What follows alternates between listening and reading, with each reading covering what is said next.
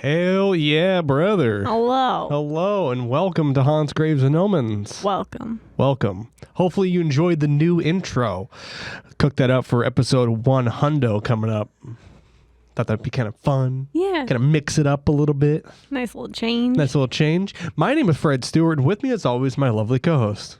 Hi, it's me. It's Taylor. It's not Jimmy Buffett this time. Hi Jimmy Buffett. Oh.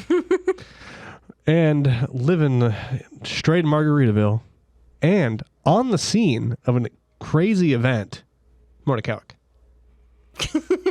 Morty's chasing tornadoes. Look at him. Wow. Yeah. Chuck's observing. Huh. It's good. Yeah. Morty's not here. So he's, he said, I'm too good for this podcast. He's off gallivanting around. He's like, I'm too busy living La Vida Loca. And I said, listen, buddy. All right. It's almost episode 99, dude. You're going to be here for at least a episode. Are you really a host? If you're not hosting, it's like, come on, man. Get it together, Morty. He's too busy being fat and dumb. But, that's just the Morty Cowick way. I got to talk shit about him as much as possible. He's not here. But episode 99, dude. One more week until episode 100 comes out. And when you see this, we film this on Fridays. Okay? So pay attention. Listen, hold on, close up. Pay attention. Okay? We film this on Fridays. All right? And if you're driving, pull over, crash into a tree, and listen. All right? Don't crash on into Friday, a tree. Okay? Mm-hmm. We're going to do a live stream from the haunted location, undisclosed haunted location, that is. And you guys will be able to experience it with us as we go. All right? Hell yeah. It's pretty fun, dude. Check out our Instagram, IG, to find that. I have no real major news this week to kind of go over, but there has been a lot of UFO sightings lately. I can't say I'm surprised. Yeah. I was going to post some videos, but I kind of blanked, kind of forgot to grab them. But there's been some really fun UFO videos coming out lately. And just all across the U.S., people are seeing weird, like almost top hat style, the old school style. You know what I'm talking about? It's like a fucking top hat. Comes up, dude. It's got a saucer on the end, top hat style. I mean, when I think of top hat, I think of tall. But yeah. Are you talking like general, like the brim with like the rounded? That's a bowler's cap. I don't know what the fuck. So let me educate you about caps. So a top hat would be I know what circular. a top hat looks like. Clearly you don't. I don't. So a top hat. I've never heard of a top hat saucer, so I don't fucking know. Sorry, I'm sick. Fighting through it. Top hat would be circular in shape on the bottom, around, and then in the central part there's a pillar almost type of thing. Oh, It's like that's part of the craft. Never heard of those. Top hat style craft. So me and Taylor are both sick. Oh, we are. A nice sick episodes. Look, I think Marty's not here. But speaking of episodes being sick, right? I'm waiting. Right, I'm waiting. Taylor did this week's episode, and she came up with something really fun. That's something that I literally never thought about delving into this topic before, but it is super fun. It is true crime related. Kind of. And it's supernatural related. Yeah. Kind of. Yeah. It's very obscure. So, Tay, what are we talking about this week? Okay, so we're going to talk about the Fox sisters. They're foxes? Yes. Which, when I had asked if you had heard anything about these, you said no. About this family, you said that you'd never heard of it, right? Yeah. Okay. Well, I guess are you ready to get into it? So they're foxes? Yes. We've been over this. They're people foxes? Yes. They're furries? Yes, they're 1800s furries. Oh God! So they're wearing like real animal skin. Probably. Just be like, fuck me like the raccoon humanoid that you are. I hate every word that just came out of your mouth. It's covered in raccoon blood and fur, dude. I don't like anything about what you said. I don't like a single word What do you mean, that dude? came out of your mouth. What do you mean? I don't like it. I don't like it. Whatever, dude. You're just being lame. Also, I'm running cameras and sound today. Fuck Marty. Dude, are you gonna want your atmospheric sounds, dude? I don't know. Should we have them? I don't know. It's up to you. I don't know. It's up to you. Oh my god, dude. Is it the middle? Listen, I'll take care of it. You just start into your story. I'm definitely not gonna walk behind the camera, dude. Oh Don't God. mind me, dude. Definitely Okay. not right here. Well, I'd already readjusted my seat, so I don't know. There we go. Yep. We're all good there. Don't mind me, the man behind the curtain. Don't mind me. That's why we have a guy who fucking does this, but he's not here ever. Yeah, Marty. Fucking listening to this? Never here. You're not Honestly, gonna, dude, not very fucking chill, dude. You're not gonna be able to see fucking shit. I can't see anything. All I gotta do is feel. I'm like the Ray Charles of a keyboard. Yeah. Except worse at it because I gotta remember which one of these buttons does things. Jesus Christ. Do I look fucking cool, dude? I don't like that glasses style on you personally. Oh, dude, what do you mean, dude? Fucking relax, dude. Just relax. Everybody relax, all right? I don't think that glasses style suits you at all. I have no idea. Let's see. What do I don't know, dude. Look pretty boss, dude. Looks like a Top Gun instructor, dude. I am Top Gun Maverick. Anyway, let's get into it. Okay. Hold on. I have to do this on my phone because, again, my laptop is still being fucky from when the cat spilled coffee on it. I don't want to buy a new one. That's the budget of the show. It's none. I don't want to have to buy a new laptop. They're expensive, and a good one is like $400. And guess who does not have $400 right now? Me, bitch. So we're doing this on my phone. So, one of the greatest religious movements of the 19th century began in the bedroom of two young girls living in a farmhouse in Hydesville, New York. It's a bad start. No good religion starts in a bedroom. I mean, you're right. We should make a religion. No, we shouldn't. So, on a late March day in 1848, man, it's gonna be hard to read. Margaret Maggie Fox, who was 14, and Kate, her 11-year-old sister, had reported every night around bedtime that they heard a series of raps on the wall and furniture. Two, 3 to the 4. No. I'm gonna haunt you, and then you're gonna lift off from the floor. Oh. I knew what the fuck you were gonna do. It's like Yeah, it's like. no, it's like knocking, like Oh, raps. I like my idea. It's funny. I think my idea is a lot cooler, dude. But that one's a lot spookier. Hearing like knocking. I don't know, dude. I think a dude rapping in your walls is pretty bad. In the 1800s, yeah, probably. Yeah, dude. He's like just Shaggy 2'd up in your fucking walls, dude. Just busting rhymes. Yeah, no. I don't think either are great options, but so these raps that seem to manifest with a peculiar otherworldly intelligence. All month long, in fact, they'd been plagued by thuds and cracks loud enough to awaken them in the pre-dawn silence. By the evening of March 31st, John and Margaret were at the end of their tethers. The girls were sent to bed early at 6 o'clock to catch up on lost sleep and allow their parents an evening of quiet to still their nerves. No sooner had Maggie and Kate slid beneath the sheets than the noises started reverberating throughout the cottage. Throughout the college. Hey, yo, on the quad. So from the floorboards, ceilings, bedsteads, and door frames came louder and more frenetic knocking than ever before.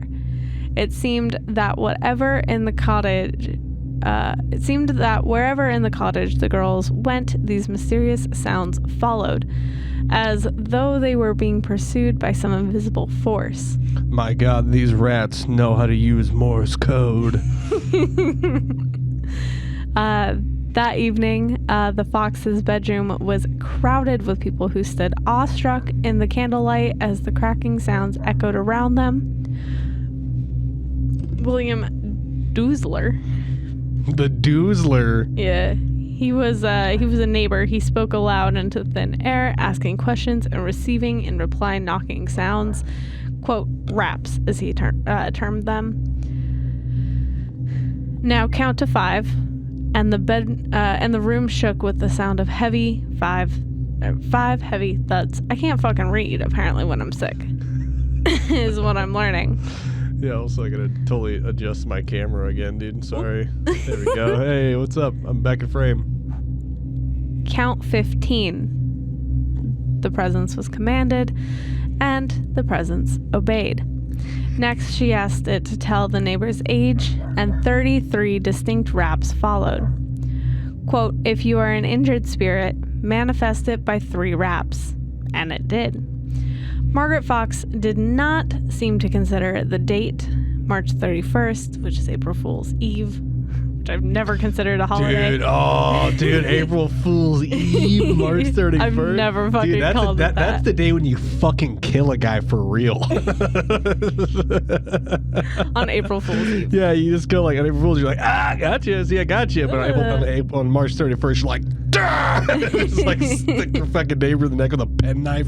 Just fucking, you're like, April Fool's Eve, it's the fucking purge.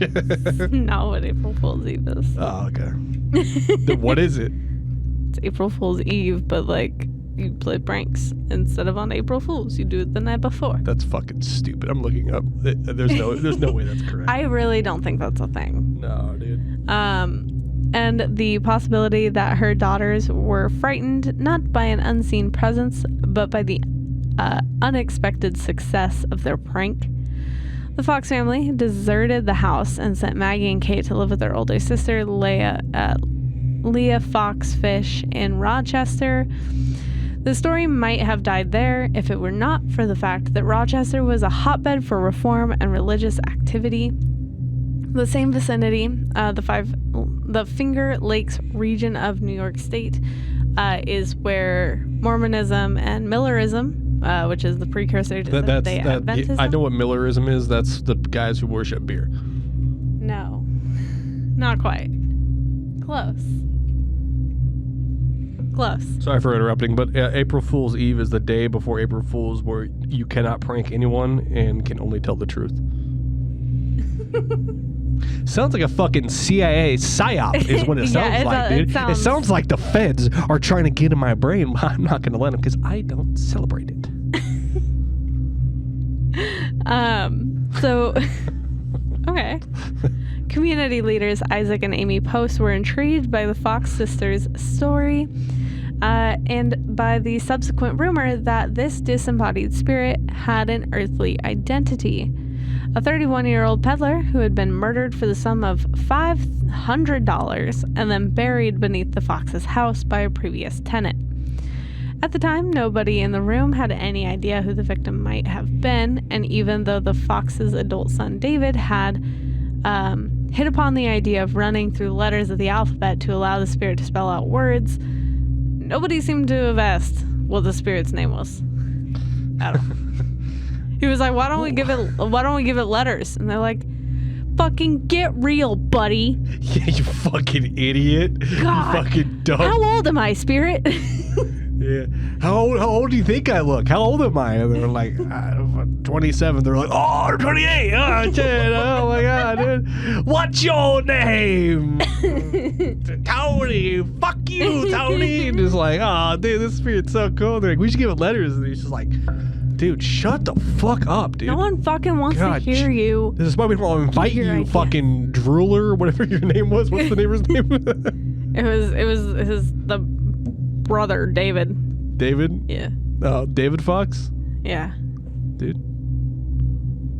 Fox Mulder? It's Fox Mulder before Fox Mulder was a thing, I dude, that we know of.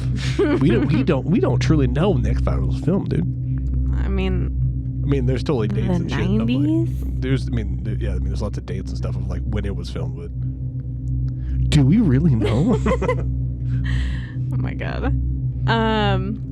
So in later weeks, locals began to recall that perhaps a young peddler had indeed passed through one day some years earlier. Exactly when, they couldn't say, but a group of Rochester residents examined the cellar of the Fox's home, uncovering strands of hair and what appeared to be bone fragments and teeth. So, who knows? The Posts invited the girls to a gathering at their home, anxious to see if they could communicate with the spirits in another location. Quote, I suppose I went with as much belief as Thomas felt when he was introduced to Jesus after he had ascended. Isaac Post wrote, but he was swayed by, quote, very distinct thumps under the floor and several apparent answers. Apparent answers? Apparent. Okay, like, ask a question you'd ask in a ghost hunt. How'd you die? Badly. Where it's like, are you with us? Perhaps. What the fuck? Apparent answers. Yeah. It's like, yeah, I'm gonna. Did it answer, or did it not? Apparently. Apparent. It did. I don't know, dude. So this guy sounds like an idiot. He should make a podcast and do it for 100 episodes. Isaac Post was further convinced when Leah Fox also proved to be a medium communicating with the Post's recently deceased daughter. The Post rented the large hall in Rochester, and 400 people came to hear the mysterious noises. Imagine having 400 people in your fucking house just to like hear noises. Yeah, he just rented a hall, and he like had them fucking do their thing. Come on, listen to this fucking annoying noise. 5 cents. I feel like if I remember it, they did charge for it. Oh, I fucking believe it. I believe they did. Absolutely. You know, like what year is this again? It was like mid 19th century. Yeah, so fucking they're just like, huh? 1849. So listen, the only thing to do back then was like drink and die in some horrific mining accident. So of course people were like, y'all listen to a weird noise for 20 minutes. I'll pay 5 fucking speckle coins for that. You know? Here's a quail's head and some fucking rocks I found on the ground. That's my price. It's like, whatever, dude. Afterwards, Amy Post accompanied the sisters to a private chamber where they disrobed and were examined by a committee of skeptics. Yeah, I don't think those tits are real. The skeptics say that they found no evidence of a hoax. Yeah, they just wanted to see people naked, dude. Those guys are creeps. Yeah. Those guys are creeps, dude. So yeah, it's like I don't think that tattoo's natural, dude. You know, like that's so fucking creepy, dude. Yeah, they were like, no, just go into the take your clothes off so I can prove it. Take your We'll clothes off. Take your clothes off. We'll make sure that there's no evidence of a hoax. Yeah, take your clothes off. I want to see you're not faking you're a ghost lady. It's like, what the fuck? That's no. so fucking weird. Fucking absolutely not. Get the fuck out of here, dude. So, within a few weeks, the story of the Hydesville haunting scrabbled its way across the state. Leah Fish, the Fox's eldest daughter, a music teacher in nearby Rochester, first heard about it when an excited pupil read aloud from the newspaper report about the case. By the time a perplexed Leah had, I don't know if it's Leah or Leia, I don't know, it's fucking one and the same to me, so I'm probably gonna swap back and forth. Oh well. Wait a second. Does it say her name is Leah Fish? Yes. Of the Foxes? Yeah, I assume she's married and the guy's last name was Fish. What the fuck, dude? Is your husband Mr. Bird showing up as well? Like, that's fucking. God damn it! Only my daughters can marry men with a fucking animal last name. It's like at least your sister got married to a fish, but you got married to a fucking dung beetle. That's what you're a Mrs. Dung Beetle. How dare you? That ain't shit. Got him. I'm done. So the foxes had all decamped to David's house in the neighboring village to escape the crowds of locals hoping to meet the girls who had made contact with the dead. The precise run of preceding events is contested, but it's clear that Leia, whose worldliness was in direct proportion to her parents' naivety. I don't know. What? Naivety. It's naive, but like calling them naive. I don't know. Like naivety. Yeah. There you go. Sometimes I think I'm saying it correctly. yeah, that's why I'm like I think that's how you say it. But I just know from the Did I Remember song, dude. Where's my naivety? I don't fucking know, dude. I just work here. All right. So Leia had quickly figured out that her siblings were pulling a fast one. Maggie and Kate had admitted to her that they had perfected the art of cracking their toes with no perceptible movement. That's fucking this. When performed in contact with wooden surfaces to amplify the noise. The raps sounded as if from the ether. They were just popping their toes.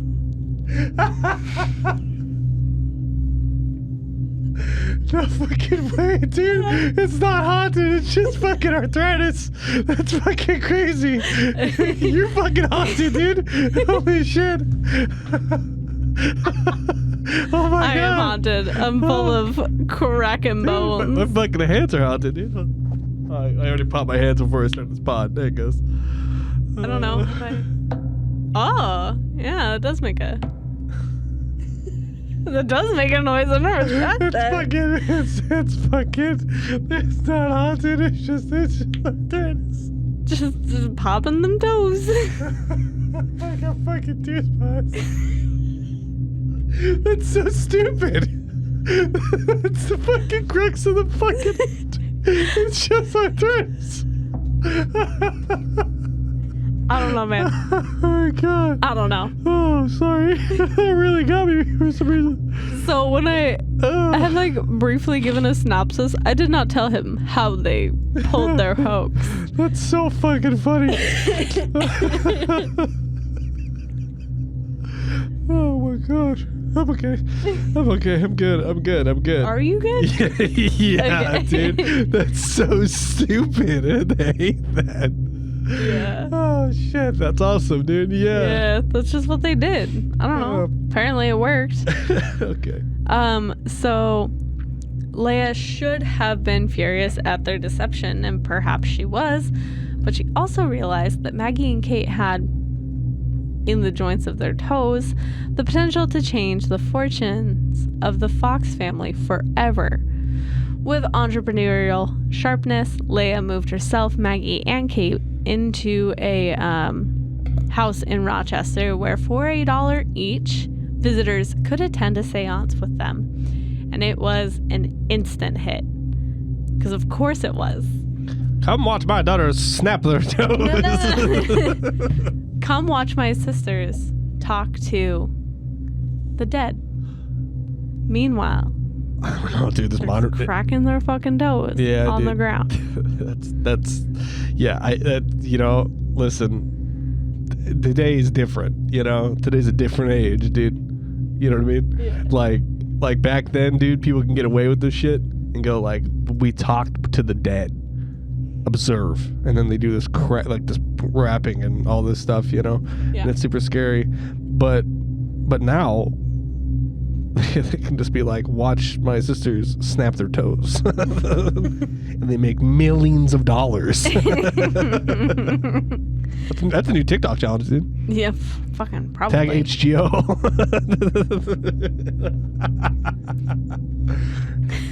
It's so stupid.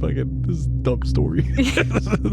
So the Fox sisters' fame as spirit mediums spread so quickly that they soon performed to packed theaters in New York, New England, and beyond. So this got big, right? They were filling up theaters. Yeah, dude. Dude, can you imagine doing a theater for that? Talking to the dead, but in actuality, cracking your toes on the ground. Yeah, actually, dude, if HGO ever truly does a live show, dude, come check it out. I'll be out there, dude, and I'm just gonna fucking cup fart into a mic super loud, dude. That's half the show. Great. Dude, I will not be attending. you have to be there. It's Hans Graves and Omens. I will attend via Zoom so I can mute it. Can you imagine though, dude? Just fucking being like it's like there's like the crowd, you know, it's like and they're all talking, then it's like shh, like it's all quiet. They like walk out and they sit down in their chair. I call upon the spirits of the realm. Observe. See if I can. I might have popped them. I don't know if you can even hear it on mic.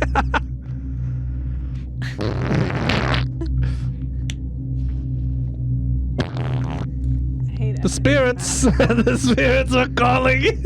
I hate everything. You hate that when you can stand them snapping their fucking toes for thousands of people? Listen, I'm not saying what they did was right, but they did make a lot of money doing Yeah, honestly, dude, game respects game, dude. That's tight.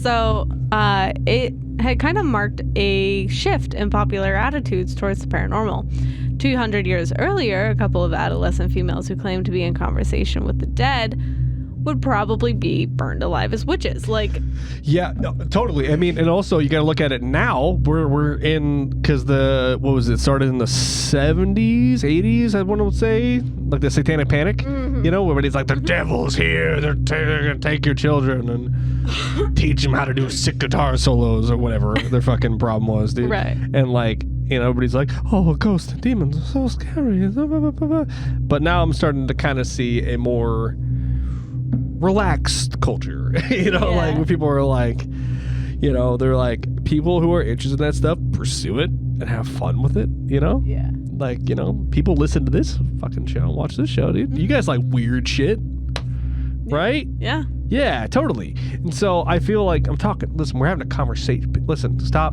smoking crack. Listen, okay? What I'm saying is like, it's funny to see the change over, they said 200 years ago, fucking burned at the stake for talking to demons. Yeah. Now they're like, ooh, the rise of spiritualism, and gonna talk to spirits in the home and go to the theater and go see the spirits act around as this lady cracks her weird, disgusting feet. Fun. Yeah. I would go see that now. But the thing is people did not know they were popping their toes. No, obviously. I think if someone came up to me and was like, would you want to go to a theater show where a lady talks to the dead? I'm probably going, dude. Yeah, it's fair. That's pretty fair. I feel like that's, yeah. So in the mid 19th century, these women, instead of being burned alive as witches, became show business celebrities. Most who came to see them were happy to believe that the Fox girls were the real deal, though Maggie in particular was subject to some terrifying abuse from those who thought she was either a fraud or a heretic. In Troy, New York, she was actually the victim of an attempted kidnapping by a group of men who seemed offended by the girl's show. That's fucking insane. Yeah. Like, they were like, you're fucking talking to the devil, and they've tried to kidnap her. Also, I can't believe I haven't made this joke already. It's the Fox girls. They're gonna put a spell on you. It's nice little Hex Girls. It's a play. It's a joke. Mm-hmm. Might be... I'm getting old, dude. All right, it's whatever.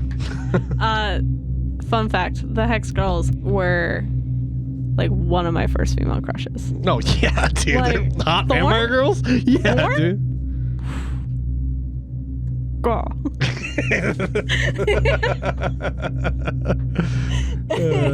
Yeah. But just saying. But yeah, no, it is funny that like this is just the way that things have changed over the years. Because 200 years ago, if you were wearing a shirt with fucking Baphomet on it and a pentagram and the sigils of Lucifer, you'd probably be super dead. Probably. And then I'm wearing a skull with instead of a light bulb. Also probably not. Yeah, so they smoke crack out of, or meth, whatever. Oh. Some sort of amphetamine, I assume. I'm too fat to do drugs, dude.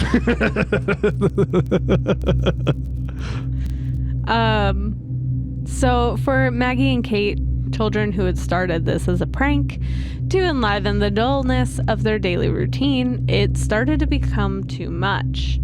As early as November 1849, they tried to bring the circus to an end, spelling out, quote, "We will now bid you farewell," with their toe joints during a seance. I don't know how they did that, but all right. For 2 weeks, the spirits remained silent to their reappearance. Their reappearance was testament to Leah's unshakable belief that the show must go on and her formidable skill at ensuring that it would. Even had they stopped, it wouldn't have slowed the juggernaut that they had set in motion. By 1850, quote, rapping had become a nationwide craze. Oh, dude. Just like in the 90s. Yeah, dude. Some dudes are just walking around with a fucking like giant record player, or like what's that fucking? It's the tubes, right? That you're thinking of? Yeah, it's the thing that Edison made. I think they're just called like Edison tubes. Yeah, right? It's just got one of those big ass machines, dude, and it's just sound of just cracking fucking bones and shit. They're like just walking around, dude, just scaring it, dude, just being like, it's like fucking like New York in the 80s, you know, where it's just like dudes in like fucking blazers and just walking around. They're like, "What's up, girl? You want to listen to this hot new track?" And I just like, "I do love that song. Allow me to show you a bit of ankle." And they're like, "Burner!" So in that October, the New Haven Journal reported that there were 40 families in upstate New York who claimed to have the same gifts as the Foxes, and hundreds more ranging from Virginia to Ohio. Nothing fun happens in Ohio. In 1851, a writer at the Spiritual World tallied more than 100 spirit mediums in New York City alone. That I believe. From the Fox sisters, the phenomenon of spiritualism emerged not as some shadowy occult practice or a roadside attraction, but as an exciting way of reconciling the ineffable mysteries of the soul with the complex realities of a modern, rapidly industrializing nation.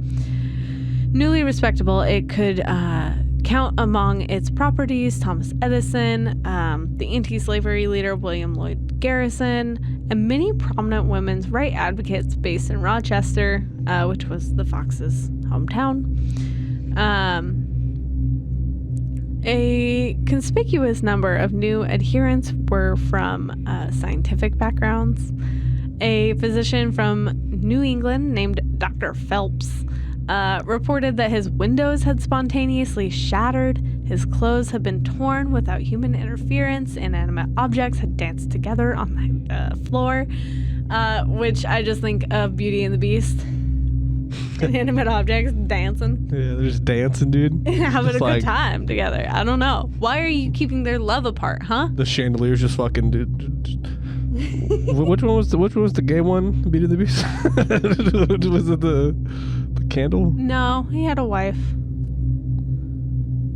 I don't remember. Just look it up real quick. Yeah, I don't. Let's get a tangent real quick. I feel like it wasn't the candelabra, but I'm fairly certain he had a wife. I don't remember. It's a good question. This is so stupid. I know that the dog was the ottoman. Is it the clock? Is that it? No, the clock has a wife. Dude, he has a wife. Dude, Right? I type in gay object in Beauty and the Beast, dude, and it says Cogsworth. Face it, Cogsworth is one gay clock. No, he had a wife. Cogsworth had a wife, right? Oh, listen, my uncle had a wife, and guess what? He now has a boyfriend. So I'm just saying he had a wife. It was the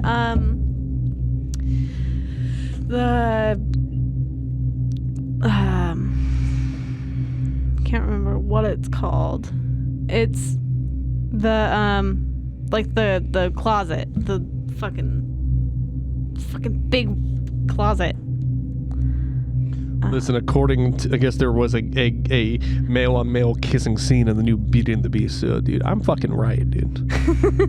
Apparently people ship Cogsworth and Lumiere, so there's that for you.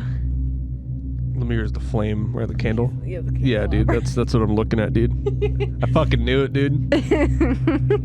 I knew it, dude. Ever since I saw him, dude. Yeah? Yeah, dude, nothing's gayer than clocks. Is that why you don't look at clocks ever? No, that's why I always look at clocks. Why do you think there's 40 clocks in our room, dude? Where the fuck are they? Everywhere. Oh. Yeah. So, weirdest of all, Yeah. turnips inscribed with mysterious hieroglyphs had surged forth from the living room carpet. dude, it sounds like you got a fucking He's got a lot going on. You got a different problem, dude. Like you got turnips coming from your fucking floor, dude. I fucking guess. That's a problem, dude. I don't know. So I don't know if there's another thing that's called a turnip, or if they're referring to the vegetable. But I don't fucking know. If you have vegetables coming from your fucking carpet, there's a problem. Like, truly. Oh, so why didn't he stop it? You know, why didn't he like? Fucking know. Because it's not like they just fucking like spawn in and there's a turnip. You know, like Maybe. No way, dude. That shit has to grow and all that stuff, dude. The dude didn't go to bed one night and like snuff out all those candles. You know, then he's like, I'm going to bed this evening, and oh goodness, and he gets up the next morning. It's like there's fucking 1,000 turnips in my living room. What if that is what happened? And how did he know they were from the carpet themselves? Well, it probably said like from made in carpet or something, dude. Okay. It's like or it tasted like carpet. Oh. I love carpet turnips, dude. Oh, they're so good, dude. So, that men and women of science should be so captivated by spiritualism isn't as incongruous as it first appears. In the 1840s and 50s, advances in science and technology seem to be eradicating the America of Washington, Jefferson, and Jackson, in which many of the older generation had grown up. The railroads and telegraph had opened up the country. Mass production and mass immigration were transforming the character of its cities, and Darwin's theories were questioning the most basic assumptions about life and death. As science challenged the old sureties, spiritualism offered a way of clinging to the past. Far from rejecting science and rational thinking, spiritualists believed that they were on the cutting edge, using scientific methods to prove the existence of God and the afterlife. So they were all for it. Scientists were like, fucking, you know what? If we can talk to the dead, maybe there's a God. Doubt. That? You fucking think about that? Doubt. I don't know, dude. I don't fucking know, dude. I don't investigate fucking the paranormal because I think there's a God. You know? Like, not that I don't believe in God. I believe in it's complicated. But it's complicated. But it's like I do it from the scientific standpoint of like I want to understand the phenomenon. Because 9 times out of 10 when I'm investigating a place, I want to find out what's happening and how to stop it from happening. Right. That way people can get some fucking peace in their home. But with this, scientists seem to just kind of be like, well, these ladies sure know how to crack their toes, which means there is a God. My fucking neck is haunted, I'll tell you what. Yeah. I just fucking like turned it and it's fucking cracking. So I think I got ghosts in my bones. I got ghosts in my bones. That is actually a Dance Gavin dance song. There you go. Ghost in my bones. That seems about right. So many ordinary Americans struggled to see that there was anything more outlandish in spiritualism than the other scientific marvels that were transforming their world. The very sound of rapping echoed the sound of new telegraph machines that, seemingly by magic, allowed people in New York to instantaneously communicate with people in Boston, Los Angeles, or even on the other side of the Atlantic Ocean. So, I mean, it's not crazy to think that people were all on board with spiritualism. Well, yeah, a lot of people fucking did not like it, but it was definitely a hot craze. It's the rise of spiritualism. The Ouija board came out. That's when people got into scrying. That's when the psychic medium like really blew up. We just talked about that. But like, I mean, this is like prime time spiritualism, which is something that I would have loved to enjoyed. Yeah. Like, just like you're just walking around the fucking streets of just like New York City, being the most devious bastard, and you're walking around and you're just like, I'm gonna go to the psychic medium this evening, like, and we're gonna do a seance and speak to my dead uncle's cat. I mean, like, with all the technological advances at the time, it's not crazy that people were like, yeah, that seems fucking rational. Yeah, a bunch of crazy fucking people, dude. I've never actually done a psychic, like an actual psychic medium reading. There's plenty near right around. I know exactly where some are, like right now. We used to live like 2 minutes from one. I know, and we never went. And they actually moved. They're now by the Panera Bread. Oh, okay, yeah, that's great. Yeah, we should that would be a fun HGO trip, dude. We get psychic medium readings, dude. Tell me what's wrong so I can stick these dumb rockets in my pocket, dude. These crystals will help you not be as blind. Listen, I just sometimes will carry the rocks because I'm like, fuck it, what's the worst thing that happens? I got rocks. The reason you carry rocks is because you're autistic. I mean, maybe, but I'm not going to sit here and say maybe it's not, but listen, I like crystals, and the worst thing that happens is you just have a rock in your pocket. I don't see, like, why people are so against crystals. Like, oh no, you carried a fucking stone in your pocket all day? Ooh. Like, I don't get it. You know what helps really align chakras a lot better than a crystal? What? A fucking gun? No. Absolutely not. You got someone's coming up with some negative energy. You think your little fancy rock's gonna help? You know what's really gonna help? A fucking Beretta. Also illegal, so. No, it's not. I bought it. Well, no, not the gun itself. But like, just the the threat. No, seriously. Listen, don't come at me with your negative energy. You won't get a fucking mouthful of fucking 9mm, dude. Listen. God bless. Sometimes it doesn't hurt to just carry a rock. Okay? Anyways. So apparently in the first 4 years of the Fox's fame, there was ample evidence that the rapping was a fraud. No. Some wryly pointed out the frequency of which the ghosts of famous figures such as Benjamin. You guys really saw Benjamin Franklin. Benjamin Franklin. So historical figures such as Benjamin Franklin appeared at the Fox's seances. One observer couldn't help noting that the great man's command of spelling and grammar had diminished terribly since passing over. There were other times when Franklin and the other stiffs refused to turn up at all. Conditions weren't to their liking. At a performance in Buffalo, cushions were placed between the girls' feet and the wooden floorboards. Nothing but the sound of strange silence filled the air that night. Leah wheeled out her stock defense. The negative energy of cynics polluted the channel between the girls and the spirits. Only those pure of heart who believed without question would be able to witness definitive proof of the girls' powers. Yeah, dude, that's fucking sweet, dude. It's all your fault, dude. You fucking piece of shit, dude. You should have not used your negative energy to bring us down, dude. That you're channeling, you're fucking up the spirit channels, dude, because your energy sucks ass. It was the circular logic of magical thinking, and it worked beautifully. The idea that one could communicate with spirits was hardly new. The Bible had contained hundreds of references to angels administering to man, but the movement known as modern spiritualism sprang from several distinct revolutionary philosophies and characters.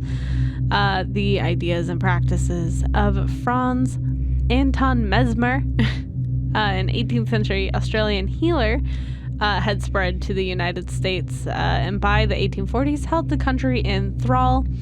Mesmer sounds like the fucking wizard from fucking Dungeons and Dragons. And my name is Mesmer. I will turn your digging balls into a pigeon. Like, it just sounds like it belongs in that universe.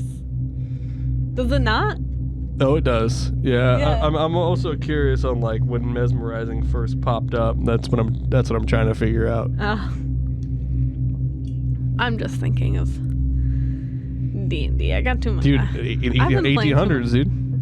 Oh, yeah. Maybe it's from him. Dude, maybe. It got really popular starting in the 70s.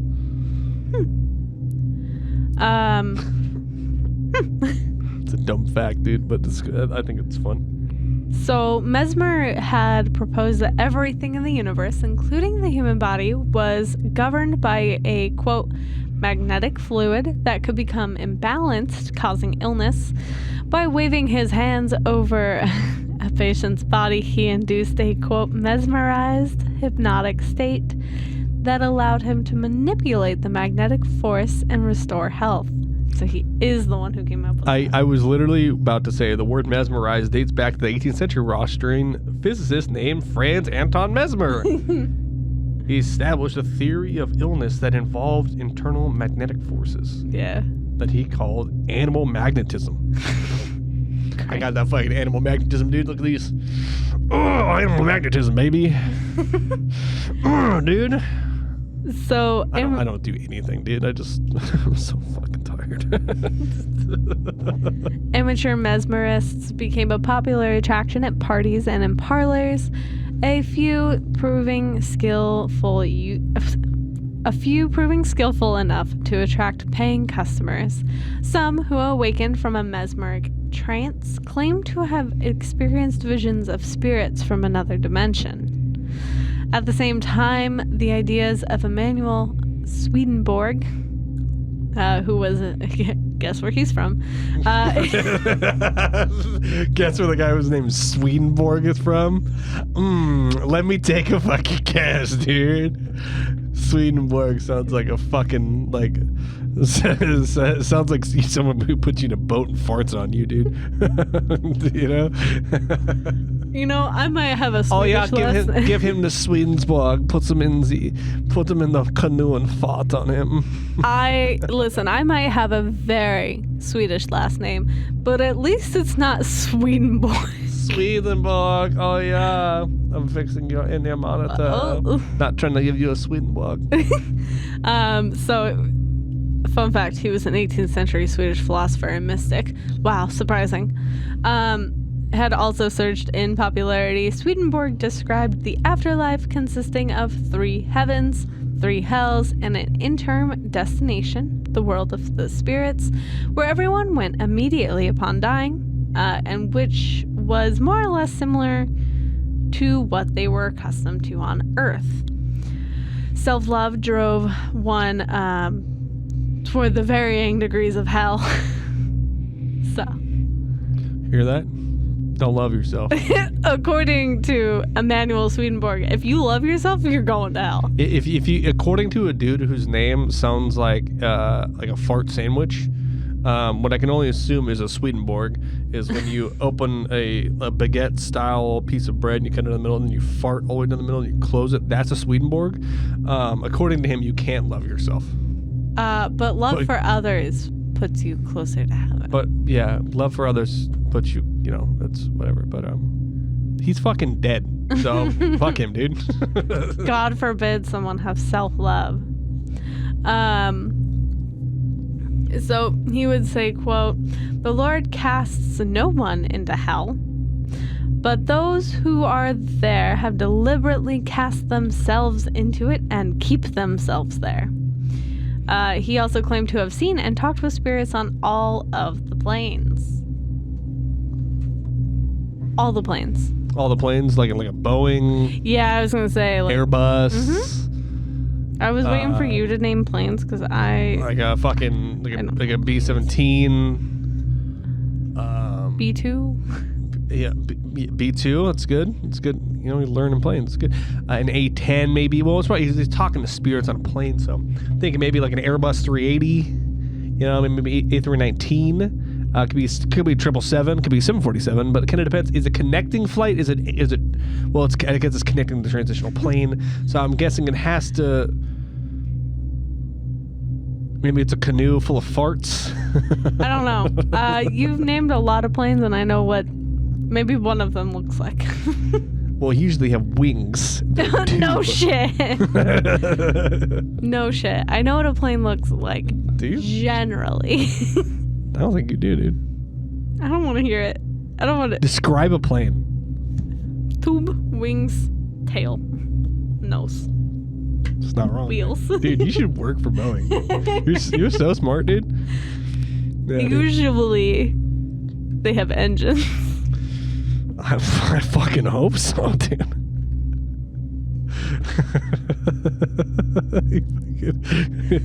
Falling apart there, dude.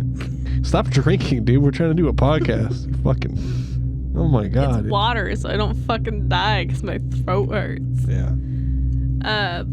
So 75 years later, the 19th century American seer Andrew Jackson Davis, who would become known as the John the Baptist of modern spiritualism, combined the two ideologies, claiming that Swedenborg's spirit spoke to him during a series of mesmeric trances.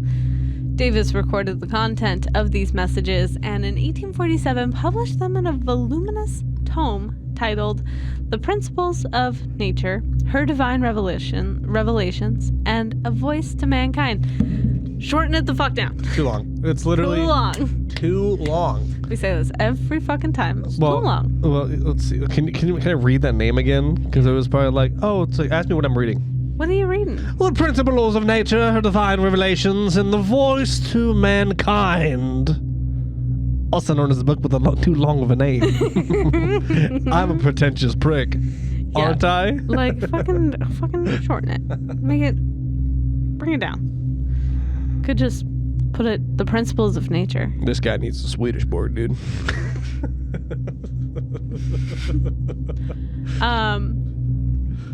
Quote, "It is a truth," he asserted, predicting the rise of spiritualism, quote, "that spirits commune with one another, while one is in the body and the others in the higher spheres.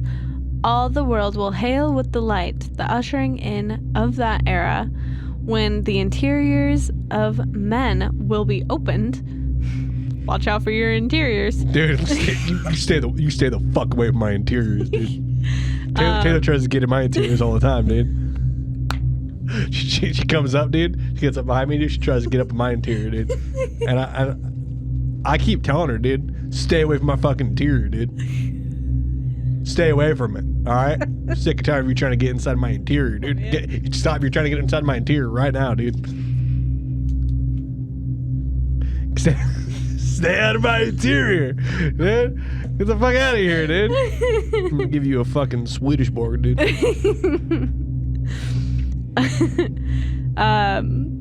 And the spiritual communication will be established. If the spiritual communication, in order to talk to ghosts, you have to get inside a man's interior, dude. Climb inside of it. Listen, got any ladies or fellas out there with your partner? All right, and you try to communicate with spirits, climb inside your man's interior. Do it for episode 100. Report back. HGOPodcast@gmail.com. Let us know how you get inside your man's interior. Jesus fucking Christ. Okay. Get inside his interior, dude. Jesus. Okay. Davis believed his prediction materialized a year later on the very day that the Fox sisters first channeled spirits in their bedroom. Quote, About daylight this morning, a warm breath passing over my face, and I heard a voice, tender and strong, saying, "Brother, the good work has begun. Behold, a living demonstration is born." Okay. Mm-hmm. Yeah. So let me get this straight. This entity farts on his face and says, "Brother, the good work has begun." Yeah. And he goes, "Behold, this demonstration." And me fucking farting on your face, dude. How's that for a demonstration, idiot? So, upon hearing of the Rochester incident, Davis first invited the Fox sisters to his home in New York City to witness the medium capabilities for himself. Joining his cause with the sisters' ghostly manifestations elevated his stature from obscure prophet to recognized leader of mass movement, one that appealed to increasing numbers of Americans inclined to reject the gloomy Calvinistic doctrine of the predestination and embrace the reform-minded optimism of the mid-19th century. Unlike their Christian contemporaries, Americans who adopted spiritualism believed that they had a hand in their own salvation. And direct communication with those who passed offered insight into the ultimate fate of their souls. Maggie, Kate, and Leah Fox embarked on a professional tour to spread the word. So essentially they went around, they did a fucking tour, they did all that shit.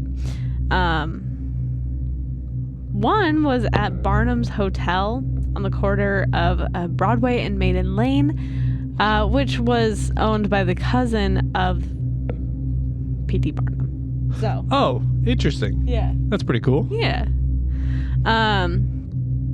An editorial in the Scientific American scoffed at their arrival, calling the girls, quote, "spiritual knockers from Rochester." Dude, that's fucked up, dude. So I'm talking about their spiritual knockers, dude. That's fucked. That's fucked up, dude. Mm-hmm. It is. Dude, for $10.99, dude, you can see my spiritual knockers, dude. That's not what I expected you to say. So they conducted their sessions in the hotel's parlor, inviting as many as 30 attendees to gather around the large table at the hours of 10 a.m., 5 p.m., and 8 p.m., taking an occasional private meeting in between. Admission was $1, and visitors included preeminent members of society: Horace Greeley, which was a iconoclastic and influential editor of the New York Tribune, James Fenimore Cooper, who was an editor and poet, William Cullen Bryant, who was an abolitionist, and William Lloyd Garrison, who we talked about earlier. He witnessed a session in which the spirits rapped in time to a popular song. Dude, they're just doing a hip hop routine, dude. Basically. And they spelled out a message, quote, "Spiritualism will work miracles in the cause of reform."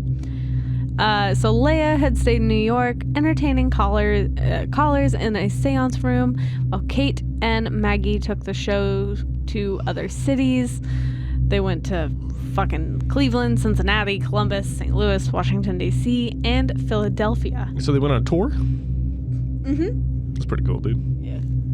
That's what they did. Welcome to Spiritual Knockers Tour, dude. Brother. There's got to be a fat dude in a fucking leather jacket there, dude. Like a leather vest, dude. You know, like heavy set, fat white dude. He's got a white beard, really hairy chest, and he's like, "I'm here to see the spiritual knockers, dude." Then he gets there and he's like, "Whoa, this is fucking weird, dude." Not what I expected. One visitor in Philadelphia was explorer Alicia Kent Kane, who had succumbed to Maggie's charms, even as he deemed her a fraud. Even though he couldn't prove how the sounds were made. Quote, "After a whole month's trial, I could make nothing of them. Therefore, they are a great mystery." He courted Maggie, who was 13 years his junior, and encouraged her to give up her, quote, life of dreary sameness and suspected deceit. She agreed and retired to attend school at Kane's behest and expense, and then ended up marrying him. He passed in 1857, so they were not married very long. And in order to honor his memory, she converted to Catholicism. Classic, dude. Catholics always get him. Because he was a Presbyterian, and he had always encouraged her to become a Christian. Or a Catholic. Sorry. I just offended everyone. In the name of the Father, the Spirit, and those holy knockers, dude. No, not even close. whatever it is, dude. He's just like, I was listening. Can you do that weird thing when you crack your toes, dude? I want to talk to my dead cat. So in mourning, she had begun to drink pretty heavily and vowed to keep her promise to Kane to, quote, wholly and forever abandon spiritualism.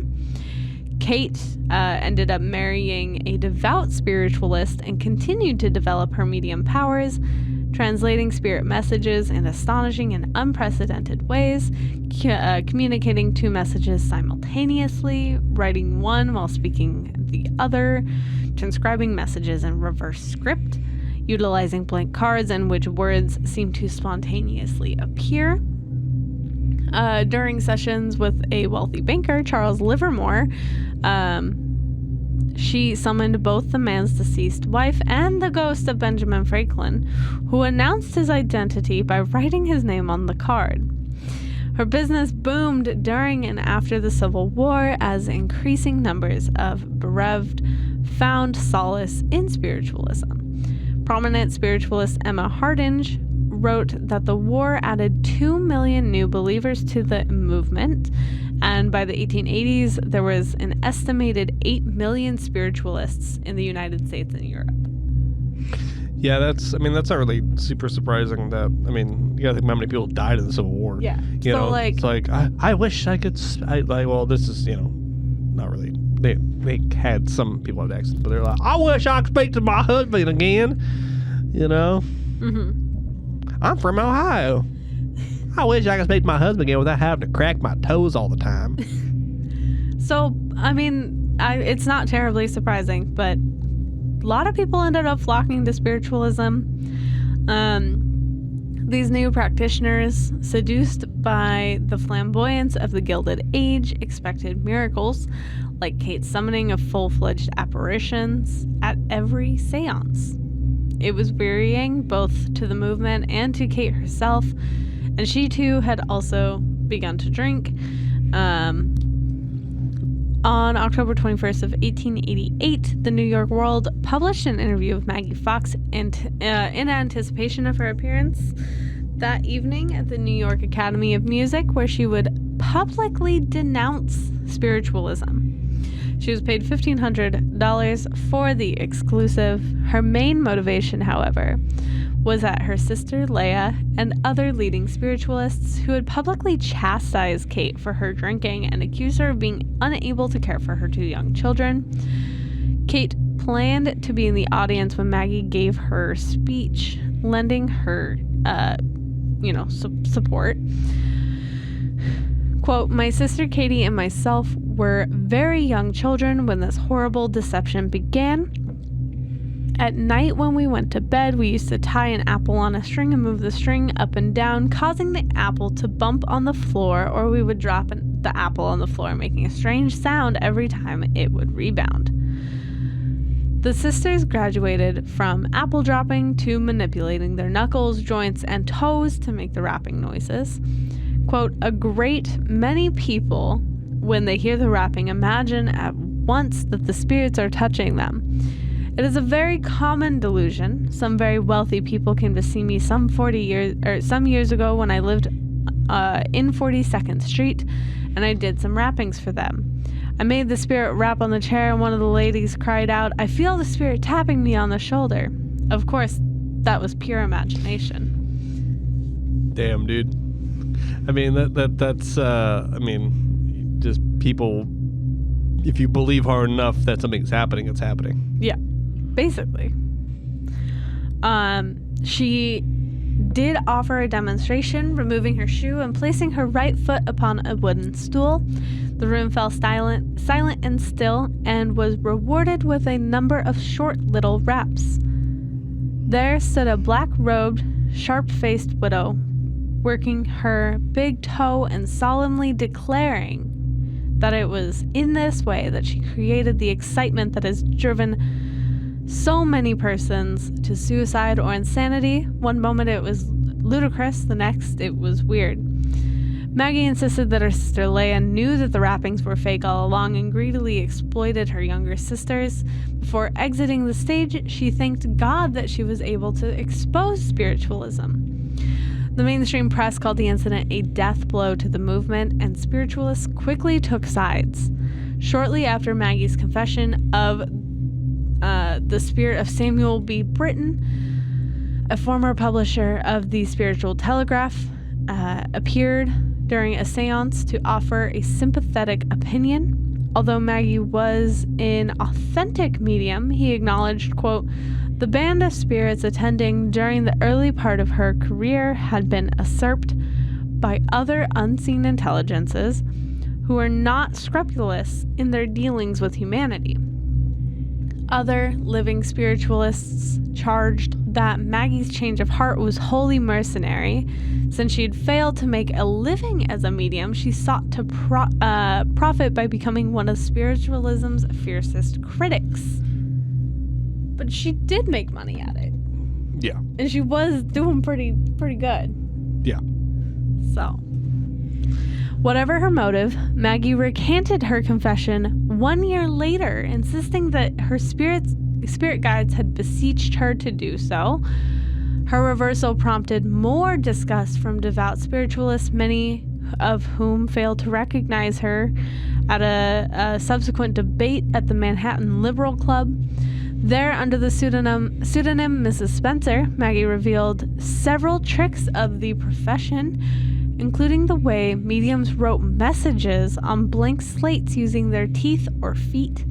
She never reconciled with her sister Leah, who had passed away in 1890, and Kate had passed away 2 years later on a drinking spree. Maggie had passed away 8 months later in 1893.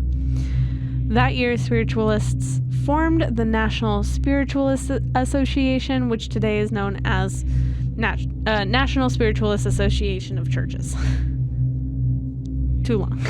It's a lot of words. There's a lot happening. I've said the word spiritualist way too many times. Spiritualist, got him. Yeah. This got put in the wrong part. Jumping back this was in the right spot. In 1904, I don't know what the fuck is going on. I don't know I can't read. In 1904, school children playing in the sisters' childhood home in Hydesville, locally known as, quote, the Spook House. Cool. That's pretty cool. It's pretty spooky, dude.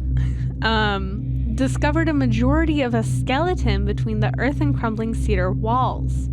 A doctor was consulted, and they estimated that the bones were about 50 years old, giving some credence to the sisters' tale of spiritual messages from a murdered peddler.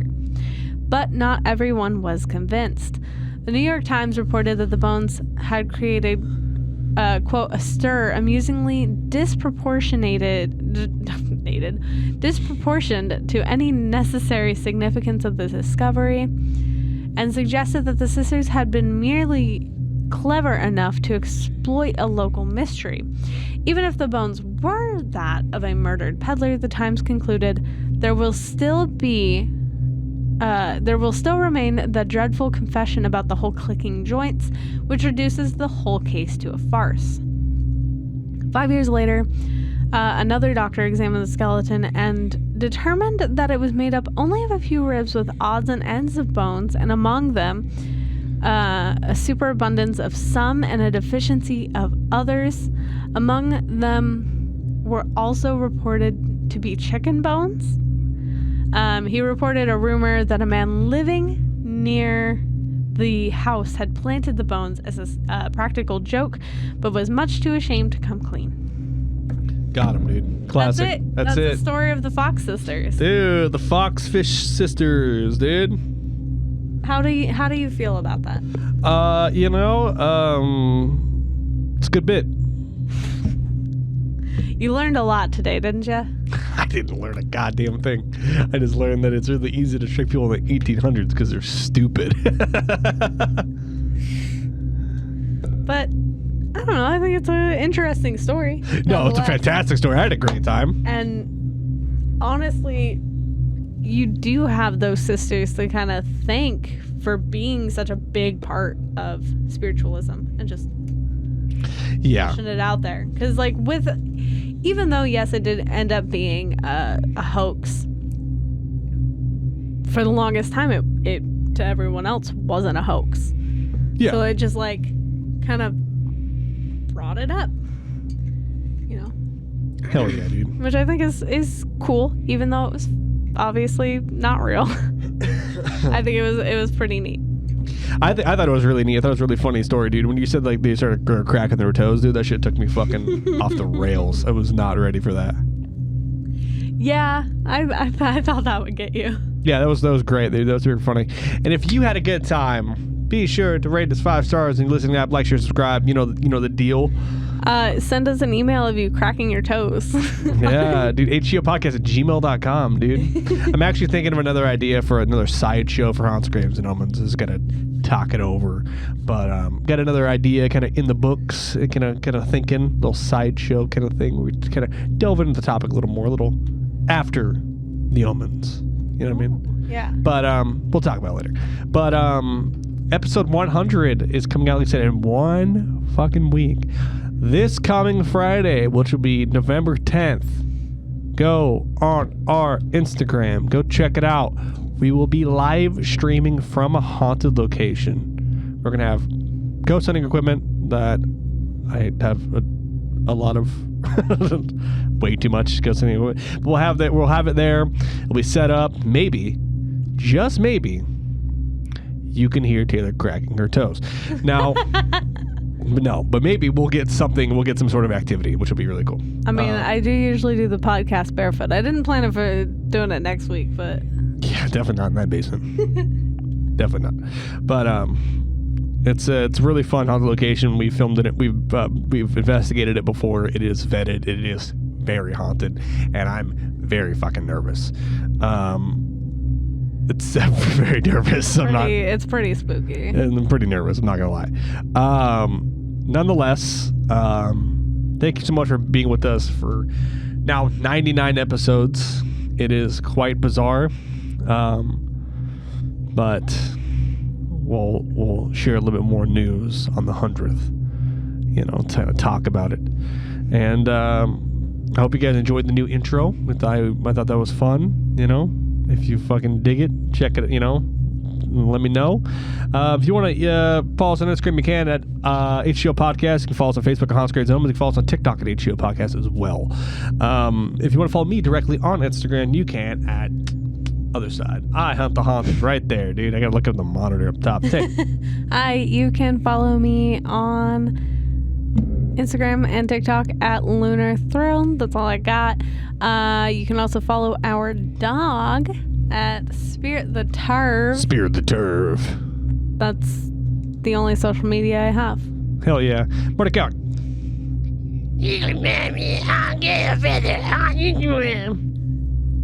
For whatever reason, Marty always just points at it and he never says the name. No, he doesn't understand this is also an audio medium. It's mainly an audio medium. Buddy, you gotta say it. He goes, it's right there. Look at it. Look at it. I'm like, you fucking... Buddy. Then I'm just shaking my fucking dumb head and just goes, no, it's not real. But for real, email us. Tell us your scary story. Tell us your encounter with something strange, or even just your terrifying story of something you've experienced, or something you found kind of intriguing, or whatever it may be. Email us, for the love of God, HGOPodcast@gmail.com. But until next week for episode 100, stay spooky, stay haunted, and crack those knocker toes, dude. Spiritual knockers, dude. Spiritual knocker toes, brother. All right, bye. Bye.